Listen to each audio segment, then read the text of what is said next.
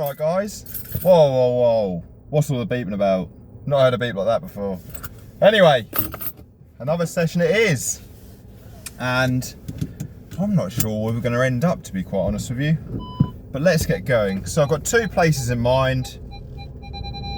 So hope we'll hear a bit of that on the rods tonight. So I've got two places in mind. Might help if I sort my wing mirror out. Sort your wing mirror out. Right, nice. Yeah, two places in mind. One of which the episode one on the deep pit, and one a similar kind of lake actually. It's one of the club waters, newer waters. They actually, I believe, don't quote me on this, dug it out themselves a few years back and stocked it themselves. They call it a virgin water, but I'm sure by now it's lost its virginity. Only joking. So, bad joke. Whee, red light, son. Hey. Okay. So yeah, I'm not quite sure where we're going to end up yet.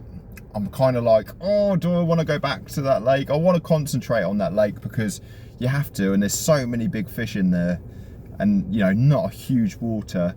But equally, I spoke to the bailiff that controls this other water, and there's only a handful of people there, some of which are not going to do the night.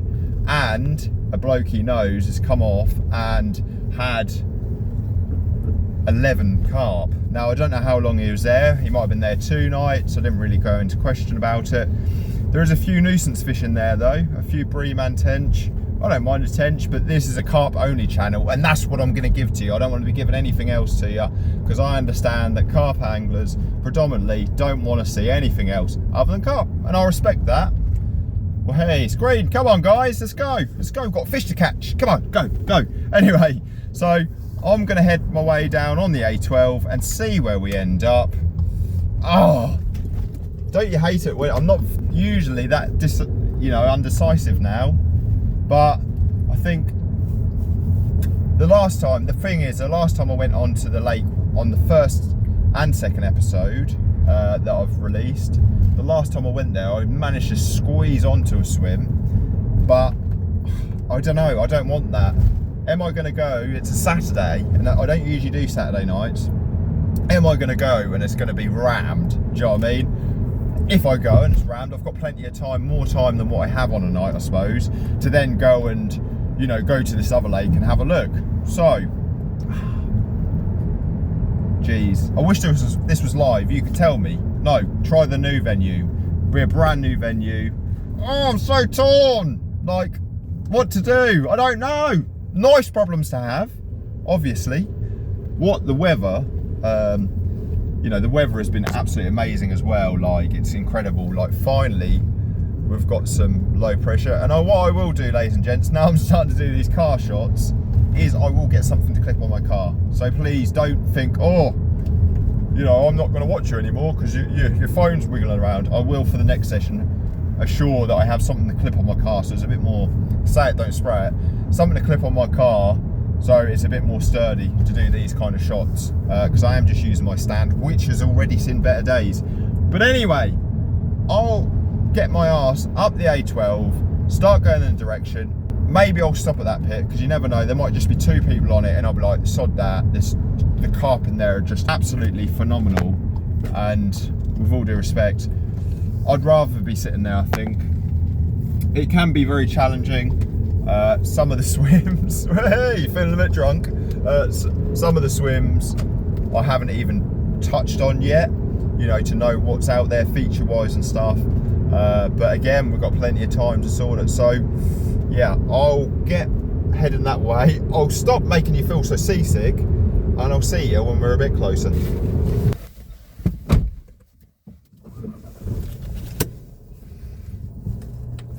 Cool. I think I'll fish around here more often. Wow.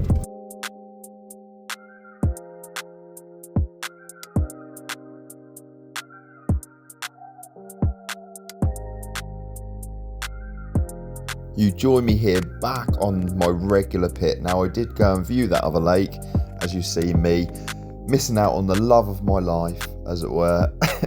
No, all joking aside, I did go and have a look at that lake. Just didn't look all that impressive, and the few anglers that were there were quite spread over some of the swims that I'd kind of want to be. It was like a moonscape, so the water was really down and there's loads of little islands, and just, I don't know, I just didn't feel, the only swim I did feel where I saw some fish showing, they actually closed it off for crayfish trapping. So I don't know, when I was speaking to some of the regulars that fish there, you know, they were saying a good head of bream, and I don't know, I'm a multi-species angler on this channel, like I touched on, carp only, and I don't particularly want to be woken up by bream.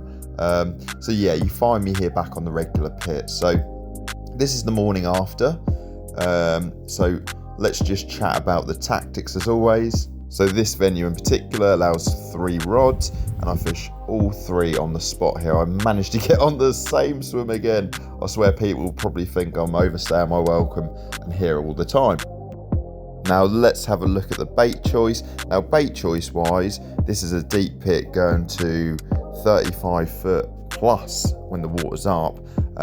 And if you haven't been watching the videos, basically it's very slopey here. Most of the lake is actually just sloped, whether gradual or quite rapid.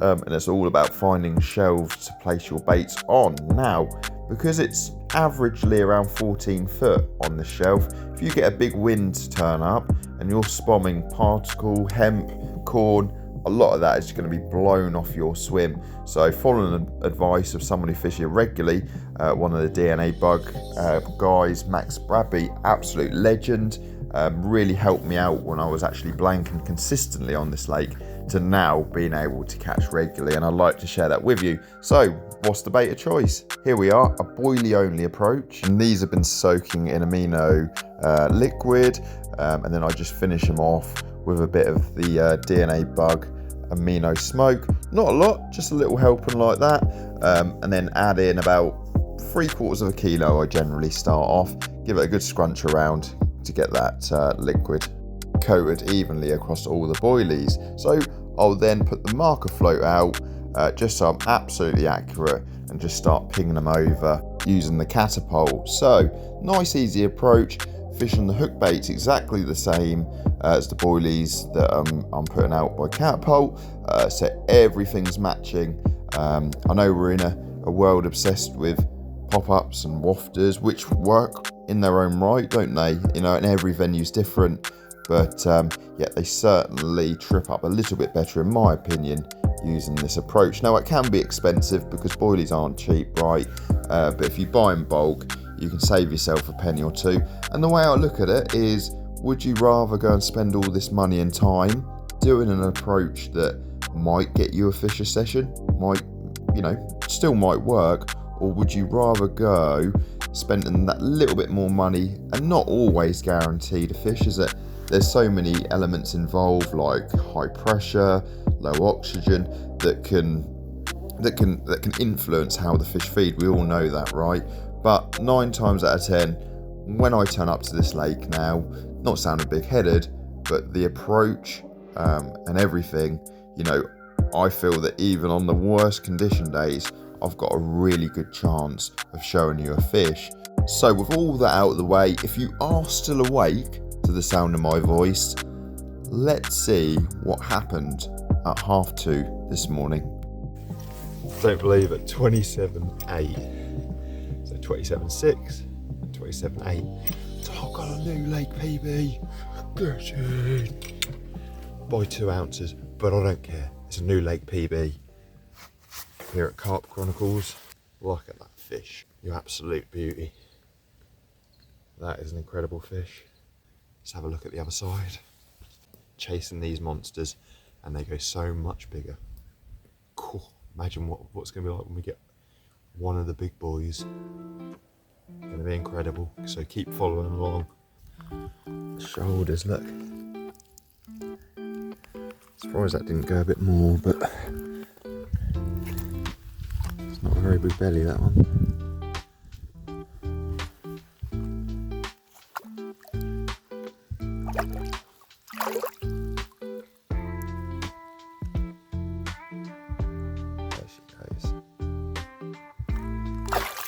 Get in.